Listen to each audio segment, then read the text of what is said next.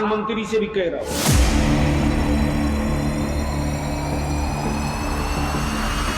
लोहे को लोहा काटता है, लोहे को गाजर नहीं काटता।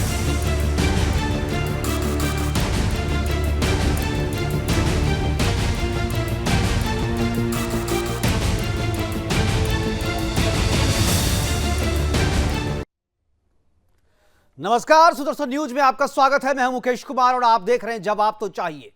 जवाब तो चाहिए में आज हम बात करेंगे राजनीति के गिरते स्तर की। पुलवामा की घटना के बाद से हुए सर्जिकल स्ट्राइक पर भी विपक्ष ने सवाल उठाए, स्ट्राइक के सबूत मांगे, बलिदानियों की जाति पूछी, क्या क्या बयान नहीं दिए गए। इन बयानों और सवालों की गूंज अभी खत्म भी नहीं हुई थी कि जेडीयू नेता और पूर्व सांसद गुलाम रसूल बलियावी ने सेना में मुसलमानों के लिए आरक्षण की मांग कर एक नई बहस छेड़ दी। जेडीयू नेता गुलाम रसूल बलियावी ने सेना में मुसलमानों के लिए 30% आरक्षण की मांग की है ताकि भारतीय सेना आतंकियों से मुकाबला कर सके। बिहार में सत्तारूढ़ उनकी पार्टी जातीय जनगणना करवा रही है और उनके नेता सेना में मुसलमानों के लिए आरक्षण की मांग कर रहे हैं। सेना में मुसलमानों के लिए केवल आरक्षण ही नहीं मांग रहे हैं उनके नेता, बल्कि भारतीय सेना को कमजोर, डरपोक और पाकिस्तान से डरने वाला भी बता रहे हैं और कह रहे हैं कि पाकिस्तान के आतंकियों ने यदि लड़ना है तो सेना में 30% मुसलमान के बच्चों को जगह देना होगा, क्योंकि लोहे से ही लोहा कटता है। लोहा काटने के लिए लोहा चाहिए, गाजर नहीं। मतलब यह कि पाकिस्तान के आतंकियों से लड़ने के लिए भारत के मुस्लिम आतंकियों को सेना में जगह दिया जाए, क्योंकि लोहे को लोहा और आतंकियों को आतंकी ही मार सकता है। अरे गुलाम रसूल साहब, अपने बच्चे और बूढ़े आपके जो कि क्रिकेट मैच में भी भारत के पाकिस्तान को हराने पर खुश नहीं होते, पाकिस्तान की हार पर वो मातम मनाते हैं, जो अपने घरों पर पाकिस्तान का झंडा लगाने में गर्व महसूस करते हैं, वो पाकिस्तान के आतंकी और सैनिकों से लड़ेंगे। आप अपनी असली मंशा बताइए, क्या मंशा है आपकी। आप अपने आज हम प्रोग्राम में और अपने विशेषज्ञों के साथ और पार्टी पैनलिस्ट के साथ चर्चा करेंगे कि विश्व की सबसे ज्यादा अनुशासित और शक्तिशाली भारतीय सेना को डरपोक और पाकिस्तान के सामने कमजोर बताने वाले गुलाम रसूल के साथ क्या सलूक किया जाना चाहिए। क्या गुलाम रसूल अपनी पार्टी और सरकार के राजनीतिक एजेंडे को आगे बढ़ा रहे हैं? क्या सेना में धर्म के आधार पर आरक्षण की बात कर जेडीयू भारतीय सेना में भी हिंदू मुसलमान करना चाहती है?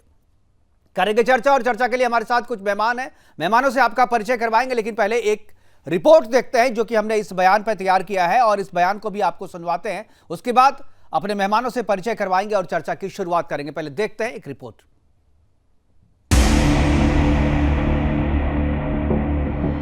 प्रधानमंत्री से भी कह रहा हूं,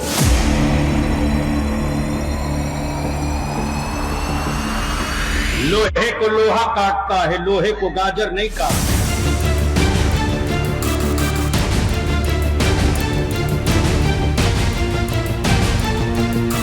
प्रधानमंत्री से भी कह रहा हूं, लोहे को लोहा काटता है, लोहे को गाजर नहीं काटता। पाकिस्तान के आतंकियों से निपटने में आपको डर लग रहा है ना?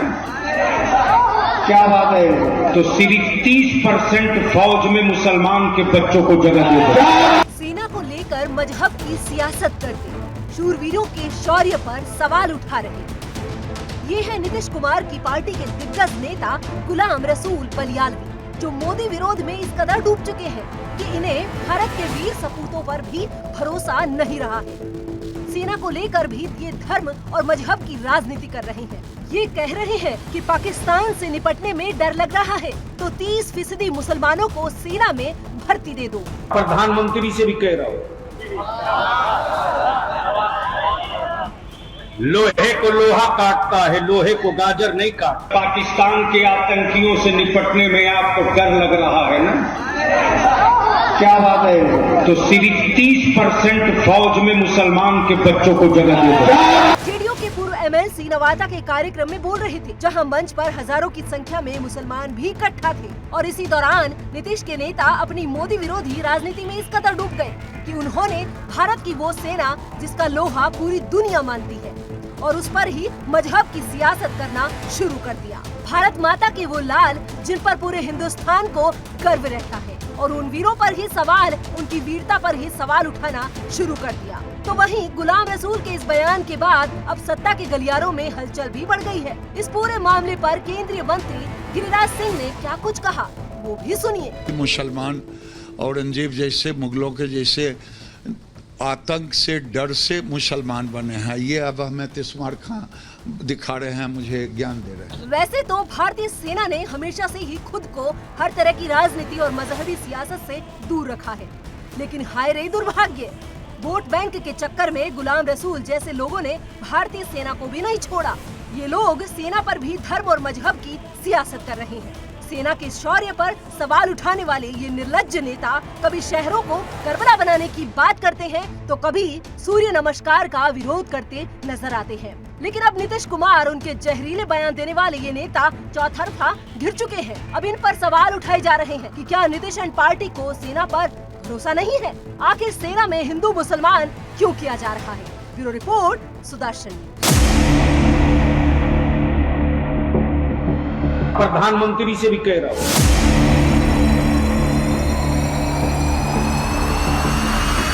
लोहे को लोहा काटता है, लोहे को गाजर नहीं काटता।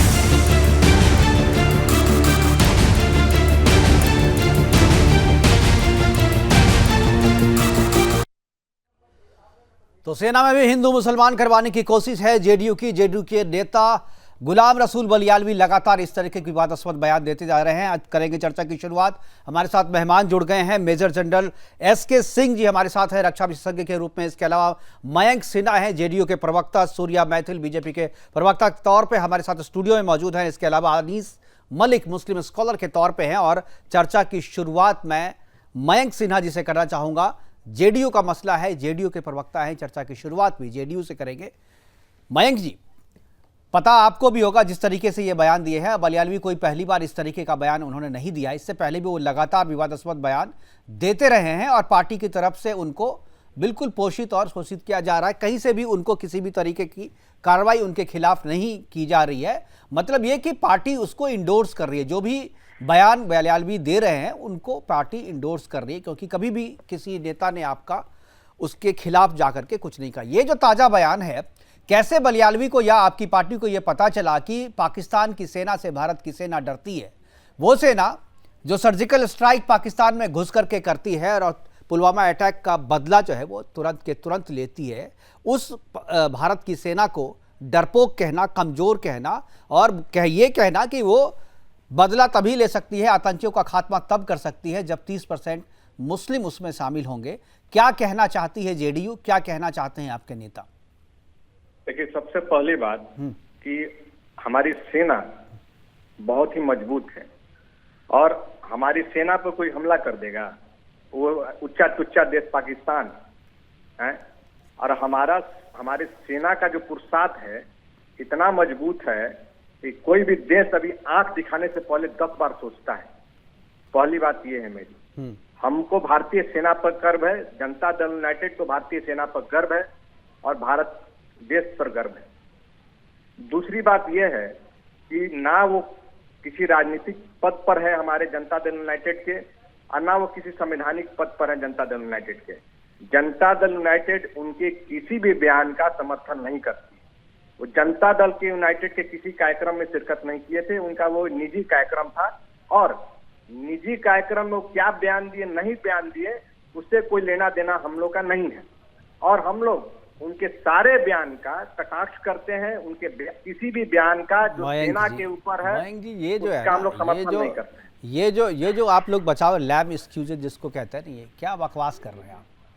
अरे आपके पार्टी के नेता नहीं, आपकी पार्टी के पद पे वो नहीं, आपके पार्टी के तो नेता है। अगर आपकी पार्टी के नेता भी वो नहीं है तो एक सामान्य नागरिक अगर आपके राज्य में इस तरीके की बातें कर रहा है, अब वो आपकी पार्टी से जुड़ा हुआ रहे या ना रहे, सत्ता तो आपकी पार्टी की है ना वहां पे। क्या कार्रवाई करते हैं आप? क्यों नहीं कार्रवाई करते? एक आलोचना तक आपके मुंह से नहीं निकल रहा है। केवल बयान से अलग हो जाना अपने आप को क्या ये सॉल्यूशन है? अब दूसरा आलोचना करें क्या? नहीं, उनको निकालिए ना जेल में, राष्ट्रद्रोह का मुकदमा कीजिए ना। अरे राष्ट्रद्रोह का मुकदमा करके जेल के भीतर में डालिए उनको। हमारे पार्टी में है ये, नहीं तो कहां से निकालें? नहीं तो जो आपकी पार्टी में नहीं रहेगा वो आपके राज्य में पटना में आकर के या बिहार के किसी भी कोने में जाकर के और सरकार के खिलाफ, देश के खिलाफ, भारतीय सेना के खिलाफ आपत्तिजनक बयान देता रहेगा और आप इसलिए कुछ नहीं करेंगे क्योंकि वो आपकी पार्टी का नहीं है। गजब बात कर रहे हैं मयंक जी आप। जी क्या पूछ रहे हैं आप? पूछ रहे हैं पहले मैं मेजर साहब के पास जाना चाहूंगा। मेजर साहब SK सिंह जी हमारे साथ हैं। मेजर साहब, ये जो जिस तरीके की बातें आज की है बलियालवी ने और जिस तरीके का बयान दिया है, क्या सलूक होना चाहिए? दुनिया जानना चाहते हैं, लोग जो दर्शक देख रहे हैं वो भी चाह रहे हैं, बराबर मेरे ट्वीट पे सब रिएक्ट कर रहे हैं, सोशल मीडिया पे भी कर रहे हैं कि इनके साथ क्या सलूक करना चाहिए। जो भारतीय सेना को कमजोर कहे, डरपोक कहे, जो ये कहे कि भारतीय सेना जो है वो पाकिस्तान के आतंकियों से निपटने में कमजोर है, निपट नहीं सकती है, पता नहीं कहाँ से इंफॉर्मेशन लाते हैं ये, इसलिए उसमें मुस्लिम बच्चों को शामिल करना चाहिए फौज में 30%, तभी भारत पाकिस्तान के आतंकियों से जो है मुकाबला हो पाएगा। क्या कहेंगे आप? देखिए मुकेश जी, सबसे पहले तो मैं आज 14 फरवरी 2019 में जो 40 जवान हमारे शहीद हुए थे, आपके माध्यम से उनको मैं श्रद्धांजलि अर्पित करना चाहूंगा। और दूसरी बात, जो मुद्दा आपने उठाया, देखिए भारतीय सेना को, सबको, पूरे देशवासियों को गर्व होना चाहिए। ये वही सेना है और जिसने पाकिस्तान, जो कि एक मुस्लिम सेना है, उनको 3 बार जो है हम लोगों ने हराया है और इस तरीके से हराया है कि उसका विभाजन तक हुआ है। तो इस तरीके के बयान बेबुनियादी और उस बयान जो है देने नहीं चाहिए इन लोगों को। देखिए भारतीय फौज जो है वो धर्मनिरपेक्ष फौज है। यहाँ पर ना कोई धर्म फॉलो नहीं होता, हम लोग सर्व धर्म को फॉलो करते हैं। बिल्कुल। यहाँ पर क्वालिटी बेस्ड जो है इनकी रिक्रूटिंग होती है, चाहे वो किसी भी मजहब का हो, उससे कोई फर्क नहीं पड़ता है। और बड़े बड़े नमूने, बड़े बड़े एग्जाम्पल्स हैं, आप देख लीजिए, चाहे वो जनरल हसनैन हैं जो कि एक मुस्लिम है लेकिन फोर्ट गढ़वाल राइफल्स के हैं, कमांड करी थी उन्होंने, और जनरल मोहम्मद अहमद ये जकी साहब थे, उन्होंने मराठा की यूनिट कमांड करी। तो ऐसा नहीं है, ये बेबुनियादी बेफिजूल की ये लोग बातें करते हैं। और कृपया करके फौज को जो है इसका राजनीतिकरण और ये वोट बैंक का जरिया न बनाना चाहिए। और इस टाइप के जो बयान देते हैं उनके प्रति जो है राष्ट्र विरोधी और देश विरोधी का जो है इनके खिलाफ एक्शन लेना चाहिए। बिल्कुल, यही बात हम भी कह रहे हैं कि भाई राष्ट्रद्रोह का मुकदमा करें, इनको जेल के भीतर में डाला जाए, क्योंकि इससे पहले भी वो इस तरीके के बयान देते रहे हैं। हमारे साथ अनीस मलिक जी है। अनीस जी, आप क्या कहेंगे? आपको लगता है क्या जो गुलाम रसूल बलियालवी ने जो बयान दिया है, क्या आपको लगता है सही में भारतीय फौज में जब तक 30% मुस्लिम नहीं रहेंगे तब तक भारतीय फौज आतंकियों का मुकाबला नहीं कर पाएगी? देखिए, भारतीय फौज को तो हमारा सलाम है।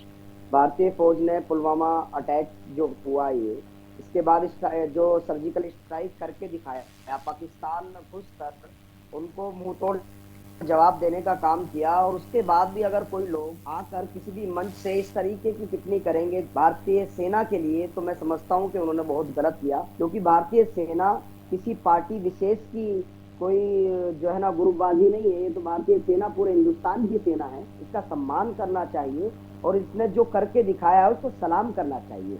ऐसी टिप्पणियां करके तो ये सिर्फ और सिर्फ जातिवाद को बढ़ावा देना और हिंदू मुस्लिम एकता को तोड़ने का काम करते हैं। बिल्कुल, चलिए, बात तो आप बहुत अच्छी कर रहे हैं। हमारे साथ सूर्या मैथिल जी हैं, बीजेपी की तरफ से हैं। सूर्या जी, इस तरीके के बयान जब आते हैं, ये पॉलिटिकल, जिस तरीके से पहले हिंदू मुसलमान आमतौर पे पॉलिटिकल पार्टियां करती थी, चुनाव आने से पहले जो है ध्रुवीकरण की कोशिश करती थी और इसका वोट वाली राजनीति में इसका इस्तेमाल किया करती थी। लेकिन अब जिस तरीके से सेना के ऊपर में अटैक किया जा रहा है, राजनीतिक सीमा जो है उसको क्रॉस किया जा रहा है और क्रॉस करके सीधे आप सेना पे हमला कर रहे हैं और सेना में भी हिंदू मुसलमान करने की कोशिश कर रहे हैं। हालांकि जेडीयू ने पल्ला झाड़ने की कोशिश की है, लेकिन क्या आपको लगता है कि इस तरीके के बयान से जेडीयू को माफ़ी मिल जानी चाहिए? क्या जेडीयू इससे अलग हो पाएगा अगर उनके नेता इस तरीके से कह रहे हैं और उनके प्रवक्ता कह रहे हैं कि नहीं, हमारा उनके बयान से कोई मतलब नहीं है? धन्यवाद मुकेश जी। पहले तो आपको, आपके सभी दर्शकों को वंदे मातरम और भारत माता की जय। और मैं जेडीयू के जो प्रवक्ता हैं उन्होंने जो अपनी लाइन अभी ली है उसके ऊपर 4 लाइनें ये कहना चाहता हूँ। नज़र नहीं है, नज़ारों की बात करते हैं, ये ज़मीन पर चांद तारों की बात करते हैं। कल तक हाथ जोड़कर बस्तियां लूटने वाले आज भरी सभा में सुधारों की बात करते हैं। ये जो मुस्लिम नेता हैं जनता दल यूनाइटेड के, उनके पास इतनी ताकत कहाँ से आई कि वो बिहार की पुण्य भूमि के ऊपर खड़े होकर इस प्रकार से भारतीय सेना का अपमान कर सकें? उनके पास ये अथॉरिटी, अधिकार किसने दिया? आखिर कौन वो लोग हैं जिन्होंने उनको परिचय दिया कि आप इस प्रकार से राजद्रोह की बात आप कीजिए, आपका कोई बाल भी बांका नहीं कर सकेगा। अभी जनता दल यूनाइटेड के जो प्रवक्ता हैं वो कह रहे थे कि वो किसी पद पे नहीं है।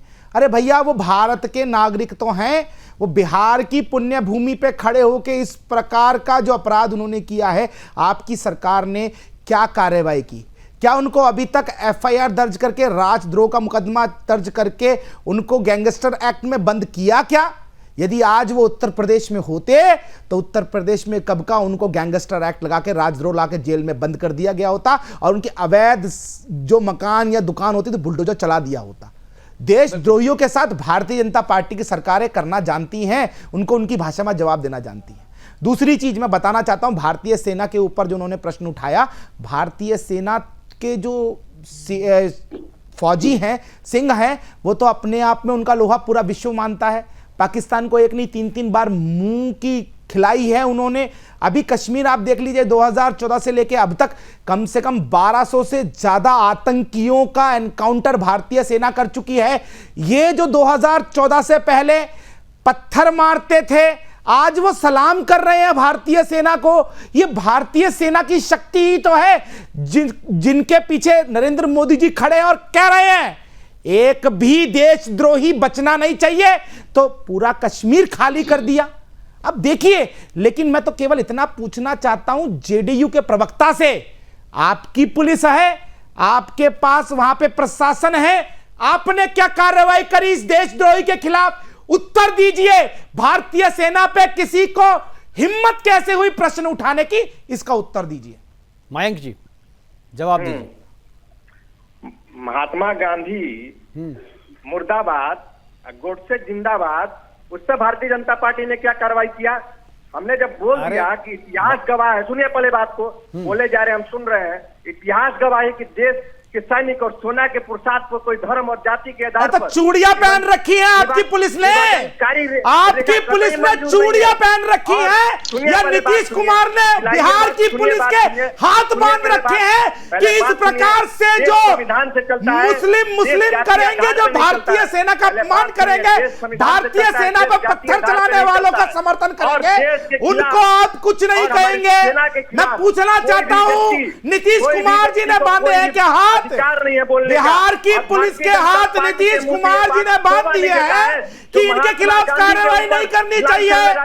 यदि बिहार के अंदर कोई भारतीय सेना का अपमान करेगा, देश की संप्रभुता के ऊपर प्रश्न चिन्ह लगाएगा, तो क्या नीतीश कुमार जी अपनी पुलिस के हाथ बांध देंगे कि कार्रवाई मत करो? मैं पूछना चाहता हूं। सूर्या जी आऊंगा। जनता दल यूनाइटेड से ना वो जुड़े हैं, ना उनका कोई संबंध है। तो जेल में क्यों नहीं डाला अब तक? जेल में क्यों नहीं डाला अब तक?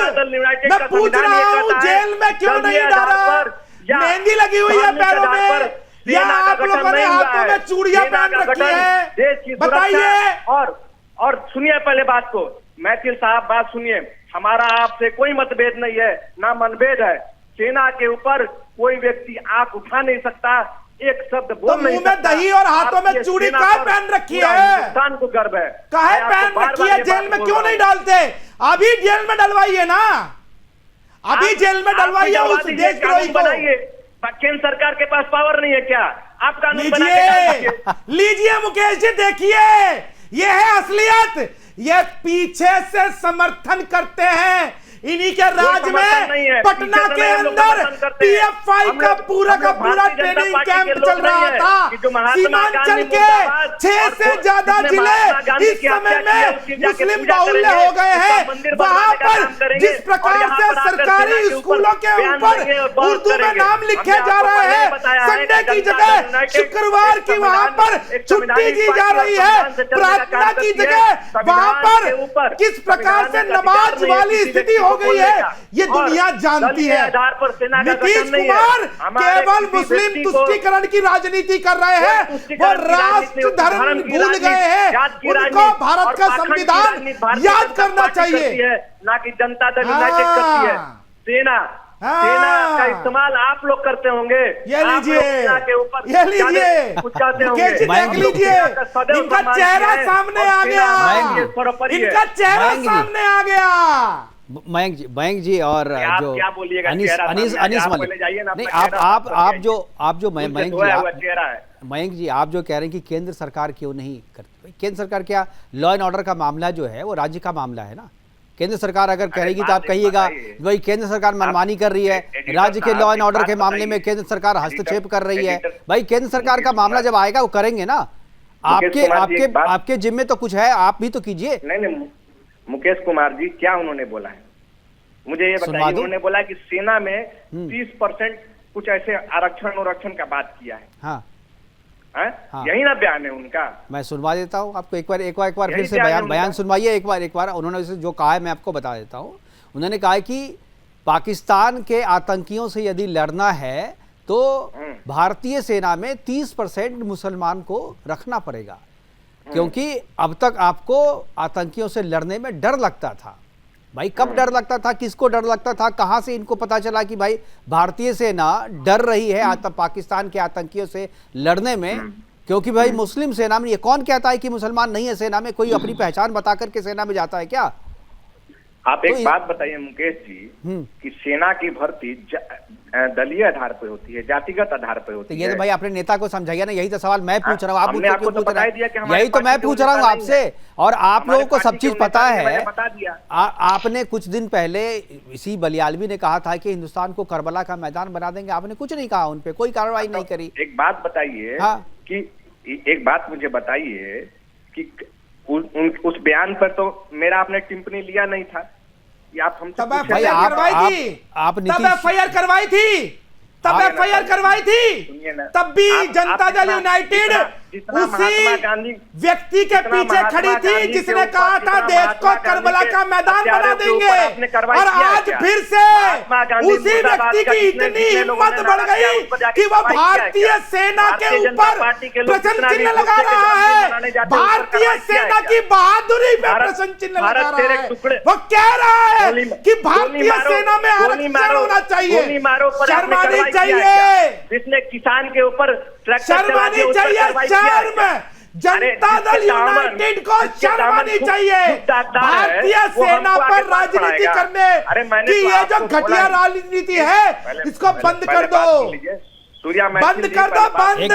एक मिनट मेजर जनरल साहब कुछ बोलना चाह रहे हैं। एक मिनट मयंक जी एक बार मेजर आइए बात को सुनिए। मेजर साहब कुछ क्या बोला है कि हमारी बात आप नहीं सुन रहे हैं। हमने बोला कि 125 करोड़ का देश है, 125 करोड़ के देशवासी हमारे हैं, हमारी सेना कमजोर है। अरे भाई तो ये तो आप बताएंगे हमें, ये तो हम आपसे पूछ रहे हैं, ये तो हम आपसे पूछ रहे हैं कि आपने कैसे, आपको जरूरत कैसे हुई आपके पार्टी के किसी भी नेता को भारतीय सेना पर सवाल उठाने की? मेरे वो पार्टी के नहीं है, आप वही बात मेरे से बुलवाना चाह रहे हैं। पार्टी पे है ही नहीं वो, आप पार्टी में नहीं है, कोई पद पर है तो हमको बताइए। अरे पद पे नहीं है, पार्टी के तो है ना, आपके पूर्व सांसद, आपके पूर्व पार्षद हैं वो, आपके विधानसभा के पूर्व में आपके सदस्य नहीं थे आपकी पार्टी में वो। मेरी बात सुनिए, वो पार्टी में नहीं है, और दूसरी बात वो जनता दल यूनाइटेड के बैनर तरह। तो आप ऐसा कीजिए ना, आप ऐसा कीजिए, आपकी पार्टी एक भाई बयान निकाले, अपने ऑफिशियल वेबसाइट पे एक बयान जारी कीजिए, अब जो हमारी पार्टी से नहीं है इसके ऊपर हम कार्रवाई कर रहे हैं। क्यों नहीं निकालते आप भाई? ये कोई पहली बार है, तीसरा बयान है, ये तीसरा बयान है उसका। उसके लिए पार्लियामेंट्री बोर्ड, उसके लिए संसदीय कमेटी, उसके लिए पार्लियामेंट्री बोर्ड बैठेगी, आपका कमेटी बैठेगी, जनमत कराओगे, मतदान कराओगे, मतगणना कराओगे, या दिल्ली या पटना पुलिस के या बिहार पुलिस के किसी पुलिस ऑफिसर को बोलोगे जाओ और इस देशद्रोही को गिरबान से घसीट कर लेके आओ और इसको बताओ कि भारतीय सेना तो दूर, भारतीय पुलिस से ही भिड़ के देख लो भैया, क्या औकात है तुम्हारी। बिल्कुल। मेजर जनरल साहब आप कुछ बोलना चाह रहे थे? नहीं, मैं तो ये बोलना चाह रहा, देखिए मेरा ऐसा, हम सैनिक होते हैं चाहे रिटायर हो जाए उसके बाद भी किसी पॉलिटिकल पार्टी के साथ हमारा कोई नाता नहीं, लेकिन इस तरीके के स्टेटमेंट देना कि भाई ये जो भी उन्होंने स्टेटमेंट दिया और उसी पार्टी के आदमी जो हैं, कार्यकर्ता जो हैं और बोलते हैं कि नहीं ये तो हमारी पार्टी से लेना देना नहीं है, ये उनका व्यक्तिगत मामला था। और ये मैं जेडीयू की नहीं बात कर रहा हूँ, आप वैसे भी अगर आप जैसे दिग्विजय सिंह जी का ले लीजिए, कांग्रेस को बिलोंग करते हैं, वो एक प्रूफ मांगते हैं कि भाई पुलवामा का अटैक है, सर्जिकल स्ट्राइक का प्रूफ दीजिए। कांग्रेस पार्टी जो है तुरंत जो है बोलती है नहीं जी ये उनका पर्सनल स्टेटमेंट है। देखिए एक तरफ से स्टेटमेंट दिलवाते हैं, दूसरी तरफ से बोलते हैं जी ये पार्टी का वो है। तो आप कहना क्या चाहते हैं? बिल्कुल भाई आप ही की पार्टी से जुड़े हुए हैं, अगर दिया है उनके खिलाफ एक्शन लिया जाए। मेरा तो सिर्फ ये मान। बिल्कुल, आप ये कह करके नहीं बच सकते हैं कि पार्टी के किसी पद पे नहीं, या पार्टी ये करके नहीं बच सकती है कि इस बंदे से हमारा कोई मतलब नहीं है, हमने इसको इंडोर्स हम नहीं करते हैं, ऐसे करके वो बचा नहीं जा सकता है, जैसा कि मयंक जी बचने की कोशिश कर रहे हैं। हमारे साथ अनीस जी। अनीस जी, क्या आपको लगता है कि अगर पार्टी में है, अगर पार्टी में किसी भी तरीके से पार्टी से सस्पेंड नहीं किया गया है, तो ये पार्टी की जिम्मेदारी बनती है कि उनके खिलाफ कार्रवाई करे, और एक समाज की भी जिम्मेदारी बनती है, क्योंकि अगर जो चीज़ गुलाम रसूल ने कहा है वो केवल गुलाम रसूल के रूप में नहीं, क्योंकि वह मुस्लिम कम्युनिटी के बारे में कह रहा है, तो आप लोगों की भी जिम्मेदारी बनती है, आपके समाज की भी जिम्मेदारी बनती है कि आप भी अपने तरीके से एक्शन ले, समाज भी एक्शन ले उनके खिलाफ। अनीश, पहली बात तो जिम्मेदारी पार्टी की, अगर ये जेडीयू से ताल्लुक रखते हैं तो जेडीयू को एक प्रेस रिलीज निकालनी चाहिए कि अगर हम इनकी पार्टी में नहीं है तो ये बताएं कि हमारी पार्टी में नहीं। ठीक है, वो सवाल मैंने पूछ लिया, मयंक जी अभी बताएंगे उसका। मैं कह रहा हूं कि आपके समाज की बात है, आपके समाज के लोगों की बात है, तो आपके समाज के लोगों को भी आगे आकर के कहना चाहिए ना, या तो तुम इस तरीके से बोलो मत, नहीं तो समाज भी उसको सजा दे, समाज भी कहे कि इसको समाज से बाहर निकालो, ये हमारे सेना का अपमान कर रहा है। क्योंकि समाज में जहां पर बलियालवी बोल रहा था वहां पर तो समाज के सारे लोग थे और तालियां बजा रहे थे, वहां पर सब एप्रिसिएट कर रहे थे उस बयान को। अनीस मलिक जी, आप ही से पूछ रहा हूं, अब आ रही है?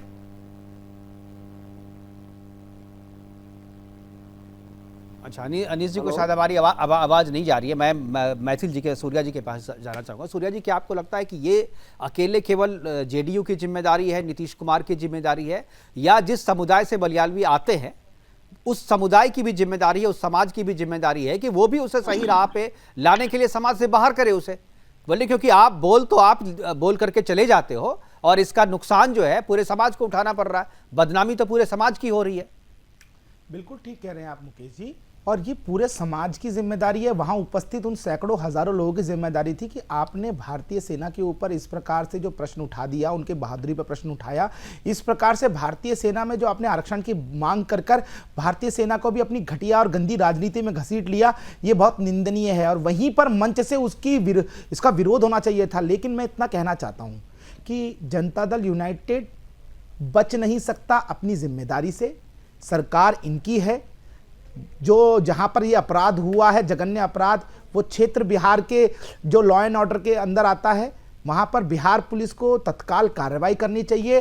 तत्काल ऐसे देशद्रोही, राजद्रोही, आतंकवादियों के समर्थक लोगों को जेल में बंद करना चाहिए, और एक नजीर पेश करनी चाहिए कि भारतीय सेना के ऊपर यदि कोई प्रश्न उठाएगा तो उसका इलाज जो है वो भारतीय पुलिस करना जानती है। इस प्रकार नहीं, ये जो बैठे हुए हैं घटिया राजनीति करने वाले जातिगत आधार पर जनगणना शुरू कर देंगे, फिर कभी कुर्सी कुमार जी इस तरफ भागेंगे, कभी उस तरफ भागेंगे, किसी भी प्रकार से अपनी कुर्सी को पकड़ के बैठे रहने के लिए, कुछ भी हो बिहार में मुंह में दही जमा कर बैठे रहेंगे। या लोग शराब पी के मर जाते हैं, और जब शराब पी के मरने वाले लोगों के परिजन उनसे पूछते हैं कि ऐसा क्यों हुआ, तो कहते हैं चुप रहो, धमकाते हैं। तो ये ऐसी पार्टी के नेता हैं, इनको अपनी जिम्मेदारियां समझनी पड़ेंगी। और बलियालवी पे अगर पहले ही कार्रवाई हो गई होती, जब उसने करबला नाम का शब्द प्रयोग किया था, तो आज उसकी औकात नहीं होती कि इस प्रकार से हमारी शौर्यवान भारतीय सेना के ऊपर प्रश्न चिन्ह लगा सकते थे वो। बिल्कुल, मयंक जी को पहले लेंगे जवाब, लेकिन पहले मयंक जी को वो बयान सुनाते हैं जिस बयान को उन्होंने शायद सुना नहीं। एक बार दिखाइए क्या कहा गुलाम रसूल बलियालवी ने।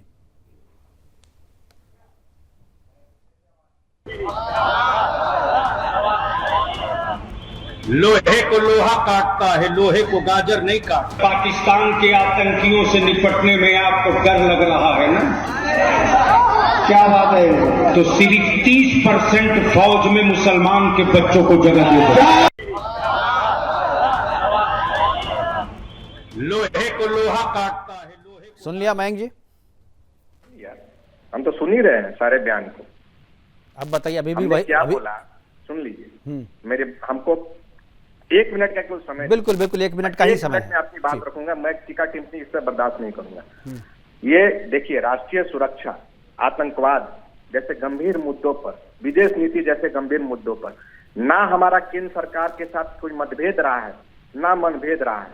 हम केंद्र सरकार के साथ राष्ट्रीय सुरक्षा जैसे गंभीर विषयों पर, आतंकवाद जैसे गंभीर विषयों पर और विदेश नीति जैसे गंभीर विषयों पर केंद्र सरकार का पूरा सहयोग और समर्थन करते हैं।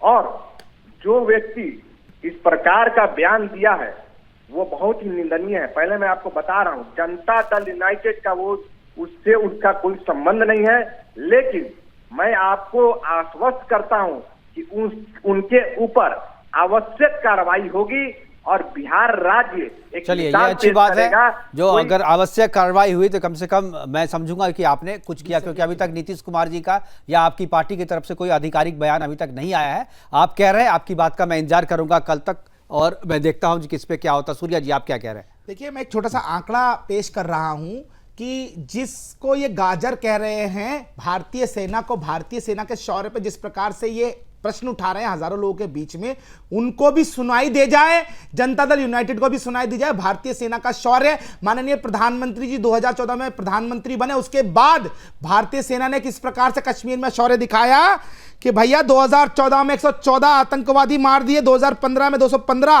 और 2016 में 165, 17 में 220, 18 में 271, 19 में 163 और अब तक 101, यानी 1200 से ज्यादा आतंकी मार दिए। और ये कह रहे हैं भारतीय सेना पे शौर्य पे प्रश्न उठा रहे हैं। इनको समझना होगा ये पाकिस्तान का डीएनए लेके पैदा हुए चंद नेता अपनी कान खोल के सुन ले, भारतीय सेना पर राजनीति हम कभी बर्दाश्त नहीं करेंगे। बिल्कुल, भारतीय सेना पर राजनीति कभी बर्दाश्त नहीं होगी। हमारे पास समय की कमी है, प्रोग्राम को यहीं पर वाइंड अप करना पड़ेगा। हमारे साथ जुड़ने के लिए मयंक जी आपका, सूर्या जी आपका, आसिफ मलिक जी आपका और major general SK Sinha ji आपका बहुत बहुत, एसके सिंह जी आपका बहुत बहुत धन्यवाद। आप जुड़े और अपनी अपनी बातें हमारे साथ साझा किया। लेकिन जिस तरीके की बातें निकली है भारतीय सेना पर, जिस तरीके के आरोप लगाए हैं जेडीयू के नेता ने और जिस तरीके से पार्टी ने अपने आप को उनके बयान से पल्ला झाड़ते हुए अपने आप को सेव करने की कोशिश की है, ये नहीं चलेगा। क्योंकि अगर आप सही में उसके बयान का विरोध करते हैं तो बलियालवी को पकड़ करके जेल में डालिए, उनके खिलाफ मुकदमा कीजिए, उनके खिलाफ जो है कड़ी से कड़ी कार्रवाई होनी चाहिए। तभी यह मैसेज जाएगा कि भारतीय सेना पर उंगली उठाने वाले की कभी उंगली तोड़ दी जाती है। यहां पे फिलहाल अभी के लिए इतना ही, दीजिए इजाजत, नमस्कार। प्रधानमंत्री से भी कह रहा हूं,